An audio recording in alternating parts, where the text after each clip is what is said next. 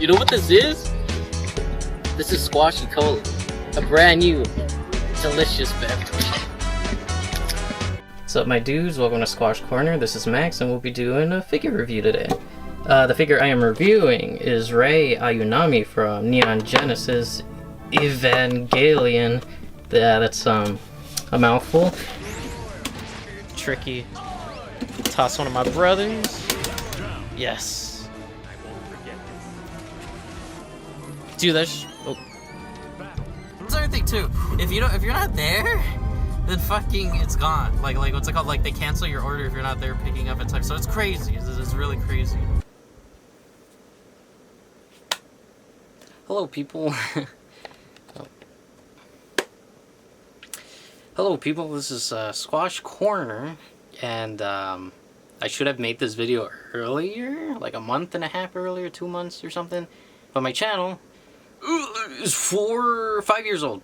Officially 5 years old. That's old enough to, like, if you had the kid, he'll be like walking, he'll be saying some no words that the dad taught him, and then the mom is like, where did you learn that? So yeah, it's crazy. It's been 5 years, and yeah, I'm just gonna yap. And well, first I want to thank everybody for whoever watched till now. Even if this is the first video you're watching of me, thank you.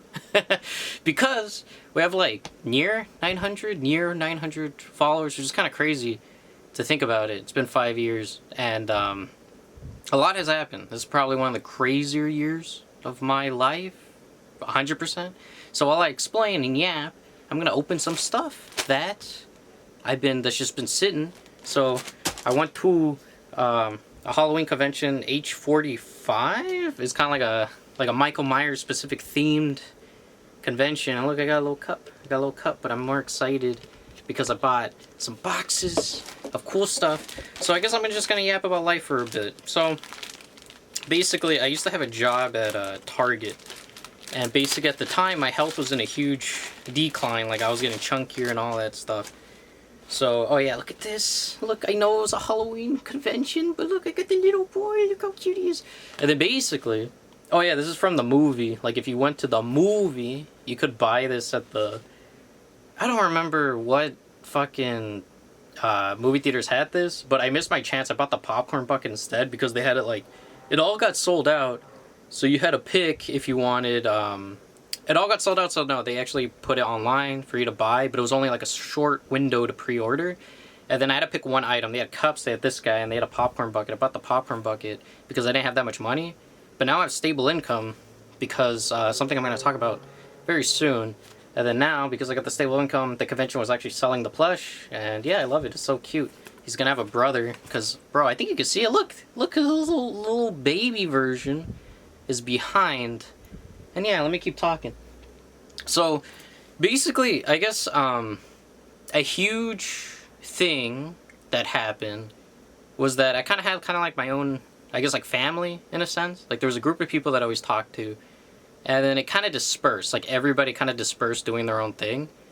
And so, it kind of made me in this weird grind, like this weird addiction, where it's like, I have to, so here, I'll explain it like in pillars, right? So this is very important, but every day I'm learning something new, which is kind of insane. Oh yeah, this is what I bought in my first paycheck. Look at him, he's wearing pajamas. And then, so, this is gonna be my pillow, and that's why I bought it, and it was only like 16 bucks. How would I say no to something that's 16 bucks? You know what I'm saying? It was fucking cinnamon roll.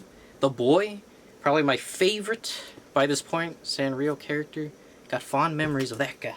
So, oh yeah, and I also bought this little card. Look at this vintage Halloween card. I am so happy. It's fucking Halloween. I shouldn't have thrown that. It is so, I'm so happy. It's all, I mean, so October is my favorite time of the year. I'm very tempted to buy Lewis. If you know what Lewis is, I'm probably going to put a clip of it. I'm very tempted. He's like 180. I am not a jack-o'-lantern. My name is Louis. And, yeah, Target. So, what I was saying was, a lot of bad stuff happened. But because of the bad stuff happened, I would say that I went in this huge healing journey and this, like, self-improvement journey. And the self-improvement journey is not entirely over.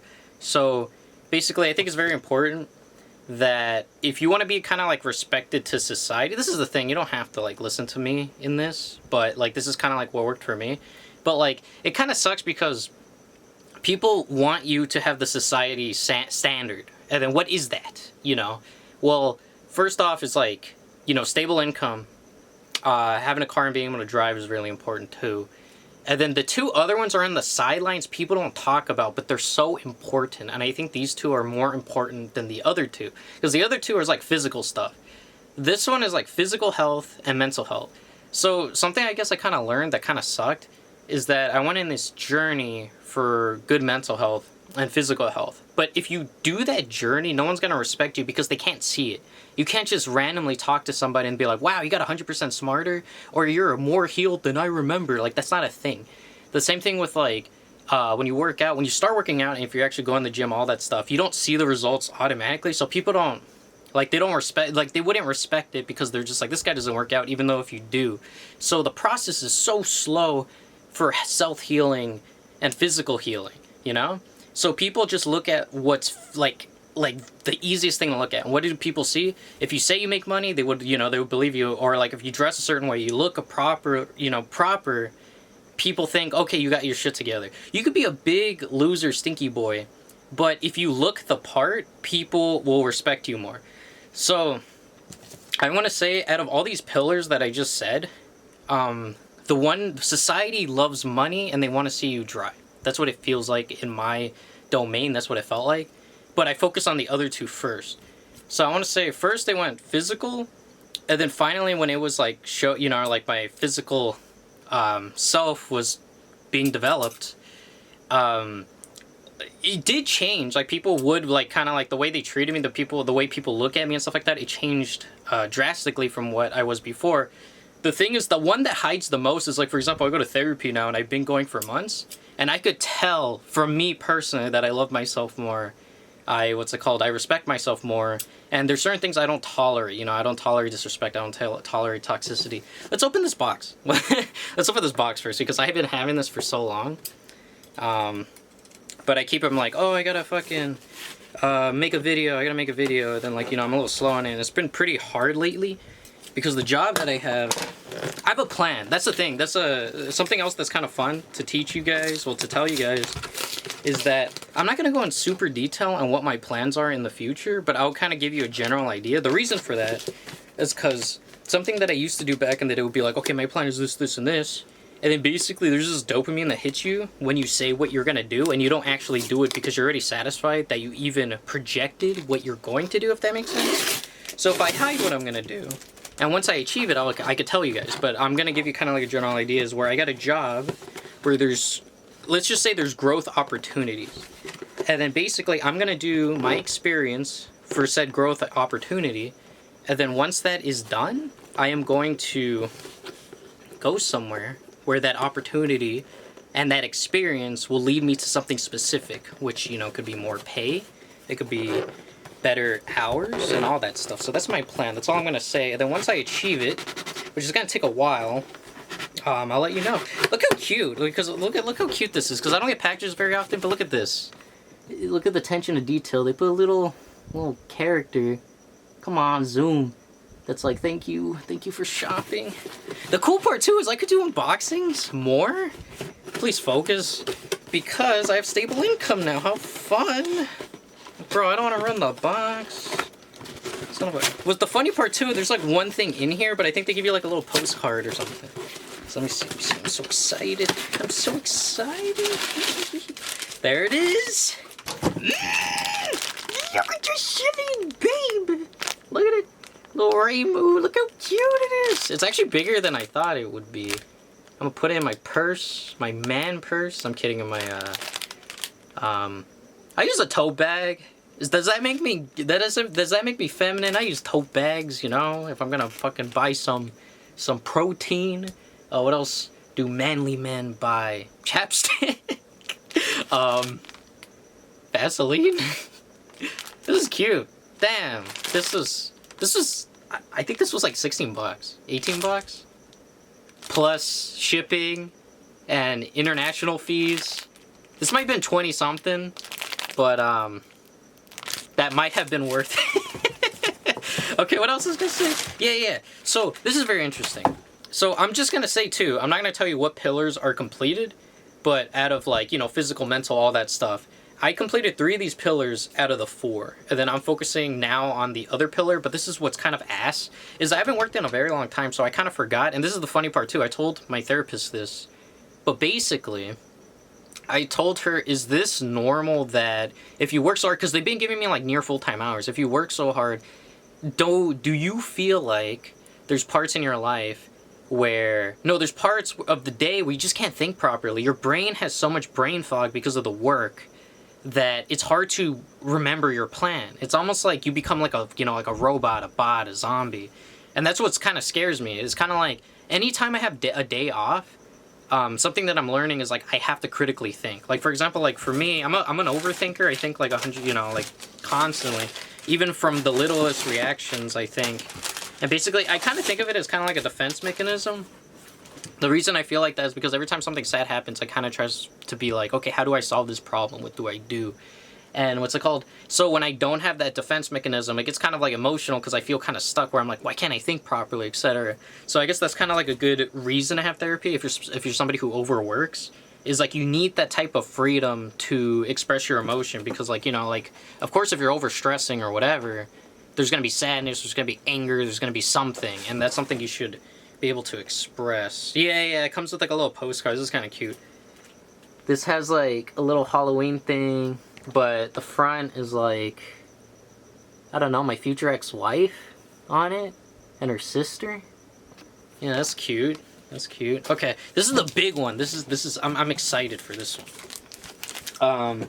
What else was I gonna say? Yeah. So, like, I want to say it's so weird. Like this year was very hard, but I will say that this is like, I can't tell. I don't know. Like life is kind of exciting right now because so much shit is changing and I'm constantly doing something. So, for example, like when you self-heal, it's kind of ass because it takes so long. Or if you do these pillars, it takes so long. So the idea that I was working on this pillar for like this past year and a year and a half, I did so much progress where there was a lot of pain. That's the problem. There was a lot of pain and sadness to it. But like the idea that it feels so, like I feel so close to the finish line is amazing because I got 3 out of the 4 pillars done. This is another thing too. Just because you have these pillars, this is interesting because I had a conversation earlier this week of something I learned. So it's funny because it all happened within the same day. So basically, I kind of told my therapist like when do you know it's enough? You know what I mean? Like let's just say you want to be a good leader to like your family, to a friend, to potential partner, or whatever. Like when is it enough? Because I feel like these pillars are very important. You know, everyone kind of has like society standards of like what you should do, what you should do. So, in a sense, it's kind of like my therapist kind of gave me like a huge list of like, well, you're so compassionate and sweet, and you know you're emotionally intelligent that you could do this and this. Like she was being very nice, but it's like people don't see that. That's what I was saying, like kind of like earlier, where even if you work on these pillars, people want to see the physical pillars. You know, they physically look at it. They can't just know you like off the rip, you know, on a day or in a week. And be like, oh, this person has X, Y, and Z. I was like, when is it enough? Because I feel like whatever I do is not enough because I haven't got these pillars. I'm so obsessed with these pillars. So, she's practically said, if people physically look at you at something, and if you got your result, let's just say you got like a partner, or you got like a best friend, or you got something, like very fast because of these attributes, they don't know who you are, right? So if they're just focusing on your looks, your body, or what's it called? Like if you have a car, or if you have, steady income, they're in it most of the time. They'll be in it for one thing, right? Like so she's like, most likely they want the smash, they want the Mickey. That's what they want. They want the Mickey because like they physically look at something and they want it, but they don't know who you truly are. So in a sense, it's kind of like I kept hyping up these pillars of how important they are, but at the end of the day, you could get fucked. And I feel like the order of what you do with these pillars is very important. So let's just say hypothetically that you're somebody who got a car and has finance, but you have no good mental state. What could happen is if you don't love yourself, or if you don't have standards, or if you don't put your foot down, or you don't know how to stand up for yourself. I met somebody the same day I told my therapist how I feel. The same day I met somebody who has monies, has a good car, and guess what I learned? This guy has been in a relationship for 2 years, and he barely discovered that his partner that he was with only was with him for the physical stuff, the money and the car and like the home. So that type of manipulation or that type of using that could fuck up somebody so much, especially to somebody who's not all there, that they could do self-harm, you know? Like, so the way you tackle these, what some call these pillars, in my opinion, is very important, because it's like if you have physical stuff, people could use you, you know? You kind of put a target on your head. Yes, more people look at you, which is like validation and it feels good, but you don't know how many people don't have your best interest. So it's creepy because it's like, I think personally from my journey, probably the smartest thing to do, to me, the smartest thing to do is probably either focus on physical or mental first. I would say mental first, but physical and mental kind of work, they correspond together. So even though if society or your family or your friends or whoever tell you you're a loser or you're whatever because you don't have the money or the car, the problem is that they don't understand how important mental health is. Because with mental health, you know, you can start putting your foot down, you can start telling people you can't treat me this way, etc. So in my personal opinion, if you're somebody struggling and you're like, oh, I don't have any pillars and shit, oh, they give me the same fucking postcard of my fucking future ex-wife. That sucks. I wish I had a different one. But if family, friends, whatever, society tells you like you're a fucking loser and a fuck up, who cares what they think? You have to love yourself. And how do you love yourself? You have to get help somewhere, like mental help.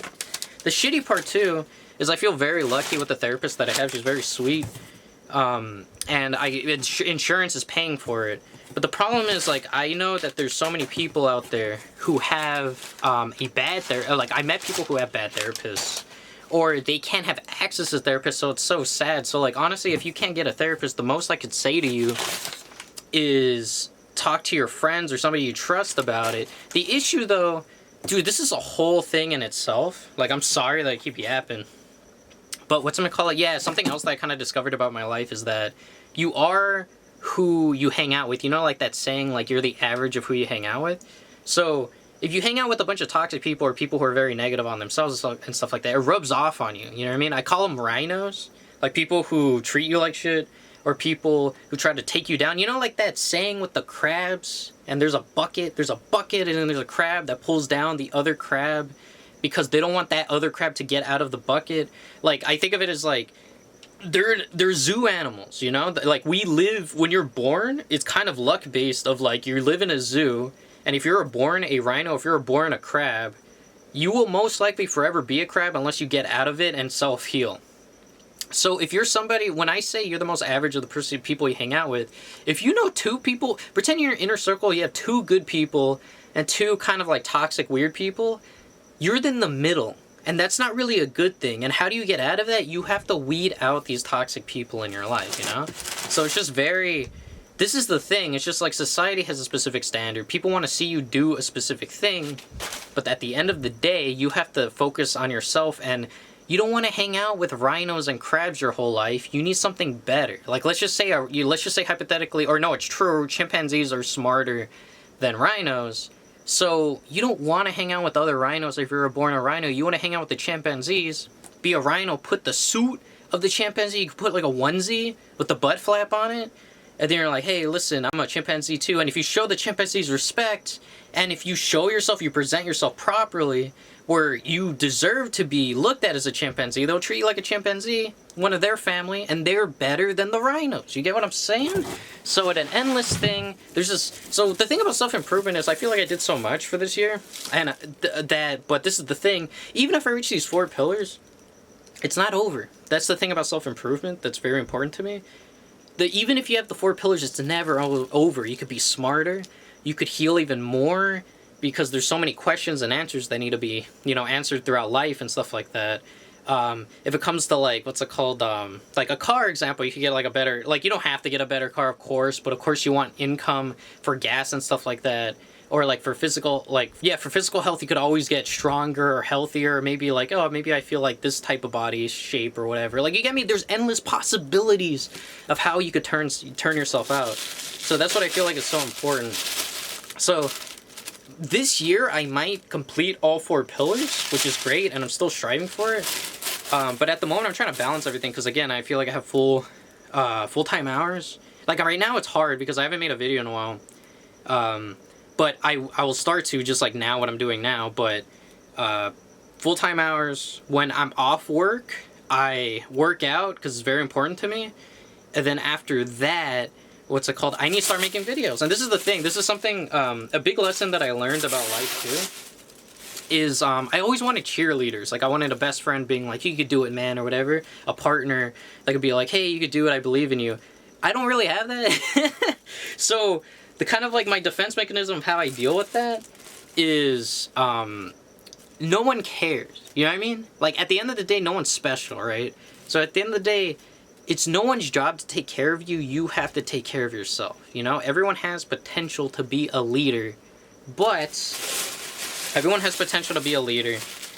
it's your job to do it and not wait for anybody else to tell you what to do, you know? Like at the moment, I don't feel like I work in groups or anything. I work for myself. I do everything for myself now. Oh yeah, this is what I picked up. She's a lot lighter than I realized, but the packaging, pretty sick. No real hiccups. I'm like looking around. Any damages on the box? No, it's pretty good. I got it from Ami Ami. I have completed my I guess collecting journey as a young lad.